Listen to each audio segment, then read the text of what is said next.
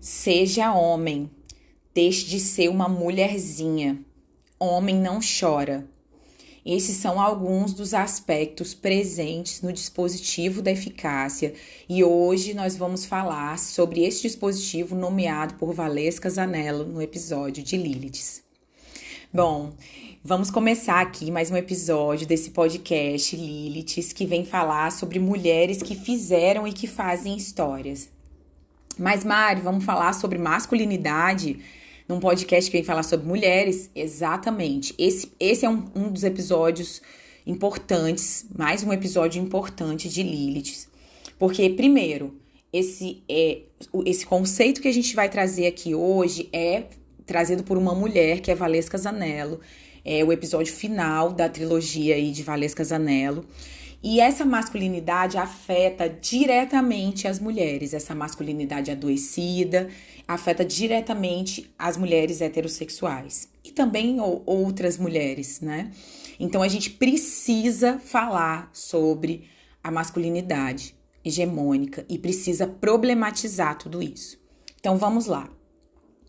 Valesca Zanello cunhou esse termo chamado dispositivo da eficácia. E a gente vai desdobrar aqui e falar sobre isso. E aí ela vai pontuar que se tornar homem, assim como se tornar mulher, é algo que é atravessado pela cultura, não é algo natural. E a gente vai ver coisas muito comuns, e é uma frase muito comum, que é a frase seja homem. Mostra que a virilidade não é algo natural, mas performada como a negação do que é feminino. Ou seja, ser homem é não ser uma mulherzinha. E aí, a mulherzinha é ligada à questão de sentimentos, de que não pode chorar, não pode falar de sentimentos, não pode se mostrar vulnerável. E a virilidade, ela deve ser provada a todo momento. Ser homem é não ser doce, não ser afeminado, não ser submisso. E a homofobia, ela é central nessa masculinidade hegemônica.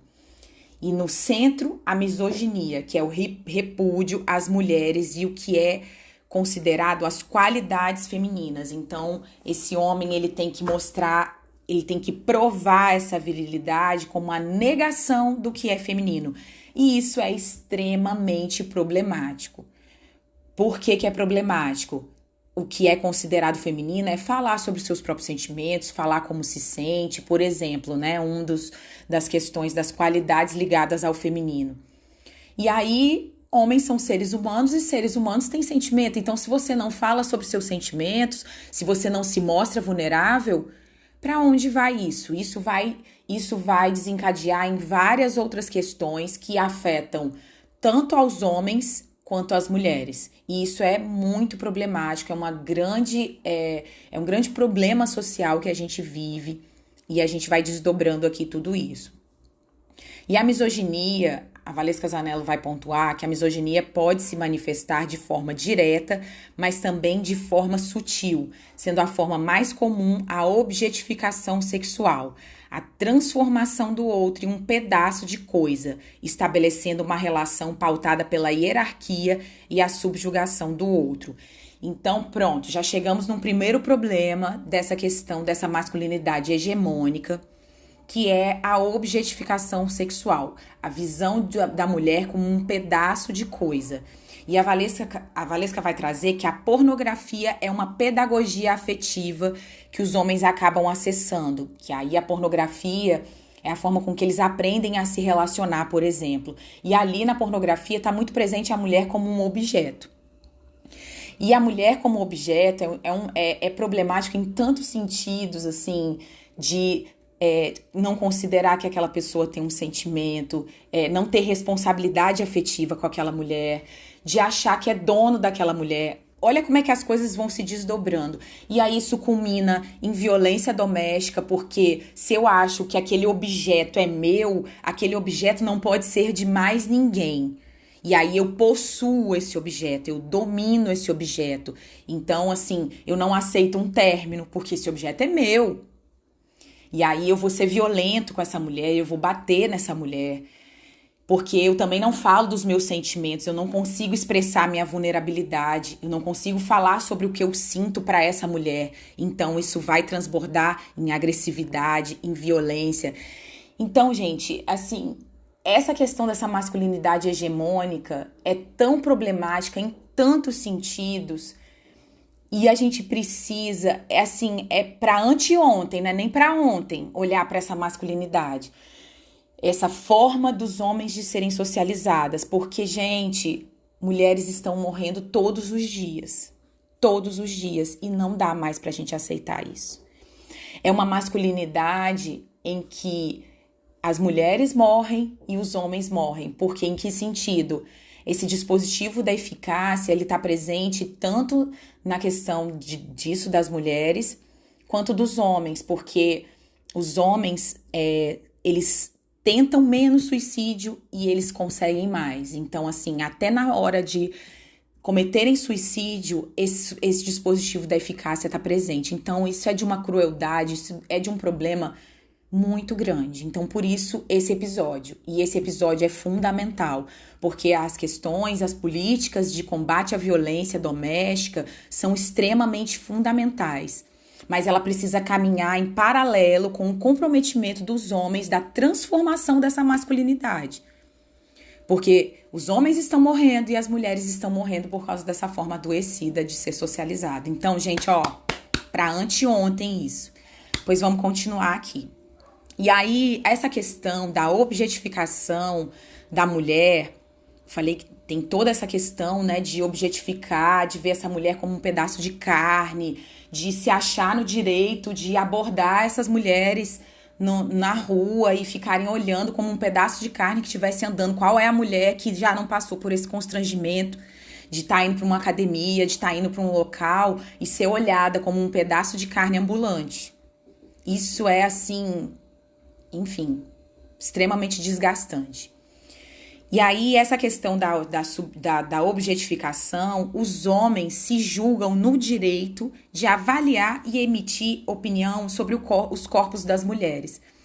E isso aí ficou muito evidente agora no BBB, né? Um homem que, tipo, quem é você, né? Assim, se a gente for avaliar fisicamente, não tô aqui pra julgar, mas um homem que não tá dentro dos padrões considerados estéticos, digamos assim, se acha no direito de julgar uma mulher que, inclusive, e aí já vai desdobrar em outras problemáticas, né?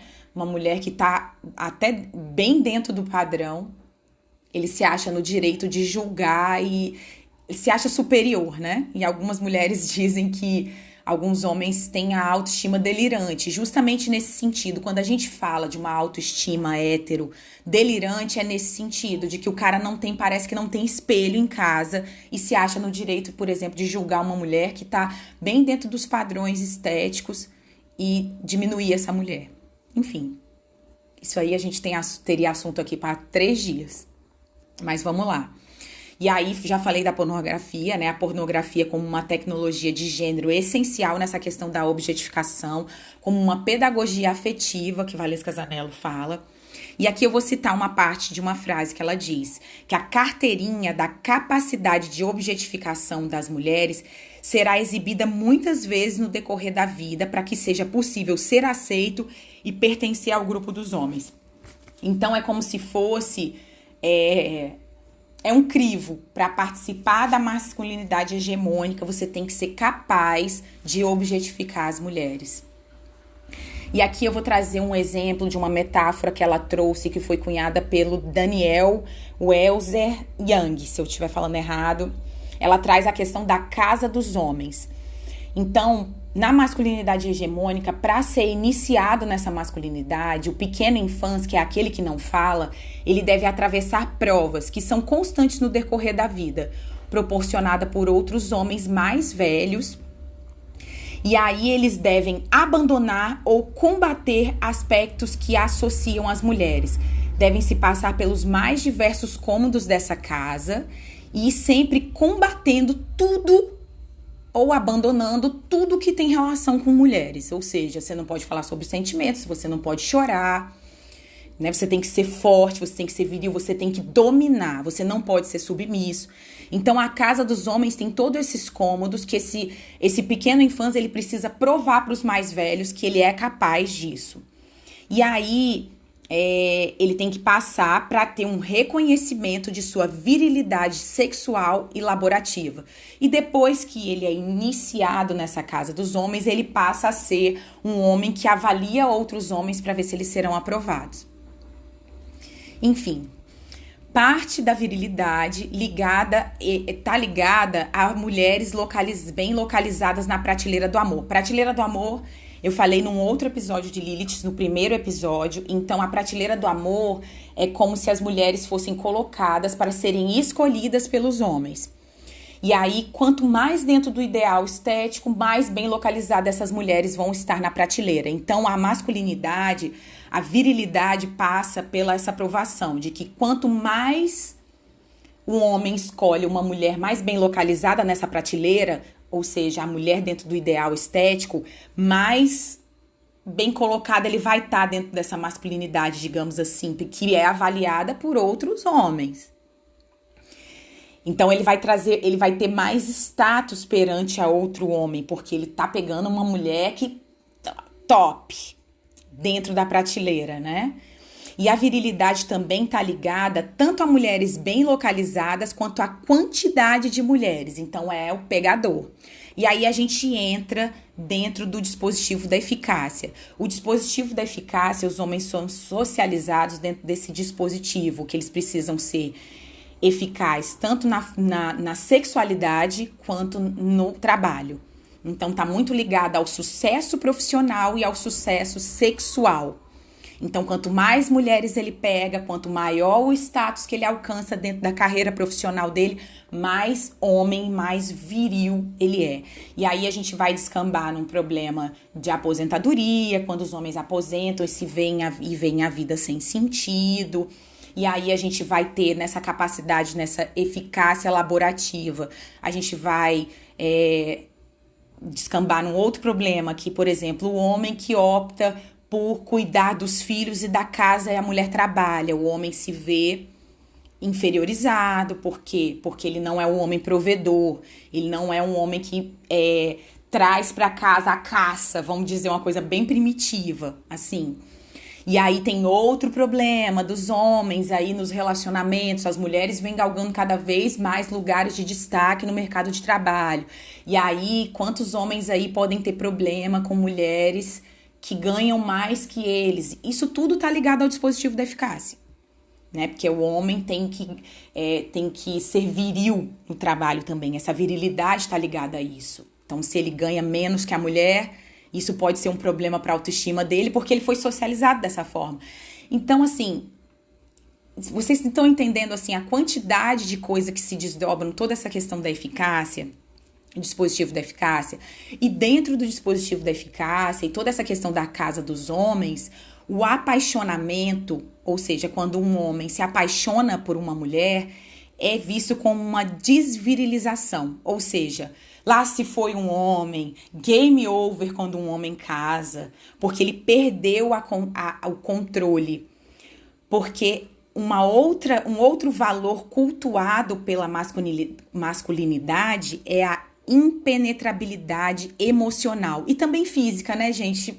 Vamos trazer aqui, né? Porque essa questão de ser impenetrável pela questão sexual também é uma grande questão e é bem motivo de piada entre os homens. E aí entra a questão da homofobia de novo.